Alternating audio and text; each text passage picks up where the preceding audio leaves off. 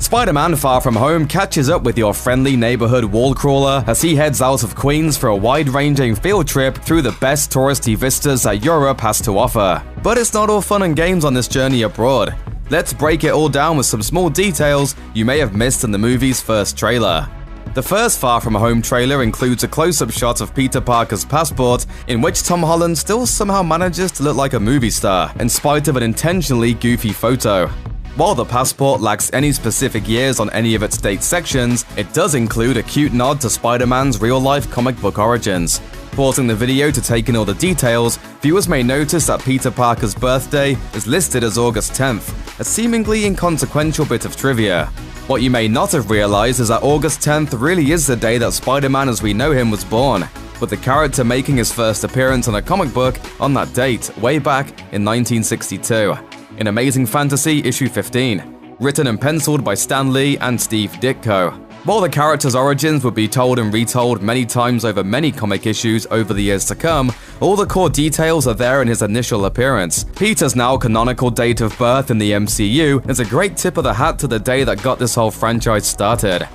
Much of the first Far From Home trailer showcases Peter making his way around Europe in a sleek new suit, designed with red and black colors. While it looks similar to the red and blue suits he sported in Captain America Civil War and Spider-Man Homecoming, the Far From Home trailer's new suit seems to once again pay tribute to Steve Ditko's original comic book cover design, which seems to feature a suit that's almost more black than blue.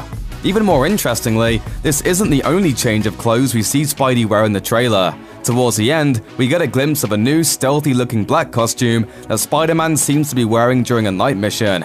It's safe to assume it came from Nick Fury, though we'll have to wait until we see the movie to know for sure. Meanwhile, this can be seen as yet another reference to a couple of now classic Spidey looks from the comics, the Spider-Man noir suit, and of course Spider-Man's original black suit. In an act of mercy to moviegoers everywhere, the MCU entries in the Spider-Man canon have so far spared us yet another death scene for poor old Uncle Ben. Sure, with great power must also come great responsibility, but we don't need another origin story with Ben eating a street thug's bullet to get the point anymore. While the character played a major part in the Tobey Maguire and Andrew Garfield Spider-Man movies, Peter's beloved uncle isn't expected to make an on-screen appearance in the Tom Holland movies. But despite his physical absence from the franchise, his presence still looms large over Peter Parker's story. In Spider-Man Homecoming, Peter alluded to a desire to protect Aunt May from undue Spider-Man-related stress.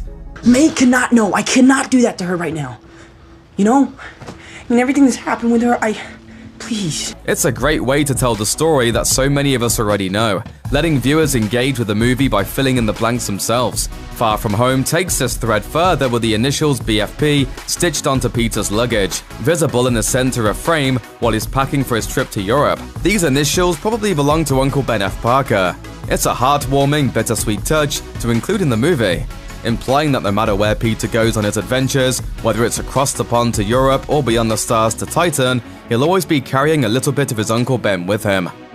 Picking up where the last Spider-Man movie left off, Far From Home's first trailer starts with Spider-Man and Aunt May standing side by side at a charitable benefit, with May having full knowledge of the superhero's real-life identity. Then Happy Hogan, Tony Stark's loyal, consistently harried assistant, shows up to Spider-Man's charity fundraiser with a giant novelty check from the Stark Relief Foundation, signed by none other than Pepper Potts.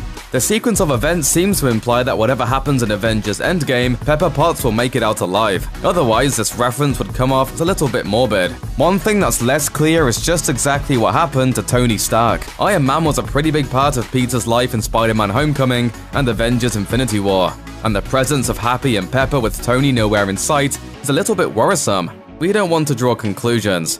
Has he at least made it back from space yet? The Far From Home trailer includes glimpses of several new bad guys, including a being made out of water, a fiery monster, and a titanic bruiser who appears to be made out of sand. And let's not forget the curiously violent lightning bolts flying around during an action sequence at London's Tower Bridge. The enemies all appear to be reminiscent of some key villains from Spider-Man's comic past, including Molten Man, Sandman, Hydro Man, and potentially Electro. But are these monsters really classic Spidey villains, or are they something different? Well, there's one detail you might have missed that could indicate the former over the latter. While Peter's best friend Ned Leeds has his picture taken in Venice, you can see a boat in the background floating by with ASM 212 printed boldly on its side. Did that combination of letters and numbers tickle your spider sense? If so, there's a pretty good reason for it. The text is a clear reference to the 212th issue of Amazing Spider-Man, published in January 1981, featuring the very first appearance of Morris Bench, the villain also known as Hydro Man. It's too soon to say if Far From Home features that specific version of the character, or if all these monsters are something else entirely, but either way, this little code on the boat is a nice nod to Spidey's past. The tail end of the Far From Home trailer features the grand entrance of Jake Gyllenhaal as Mysterio, making his debut on the silver screen in a dramatic way. You don't want any part of this. While Mysterio has long been Spider-Man's enemy in Marvel Comics, here he shows up to fight as a hero. Or at least that's how things appear to be.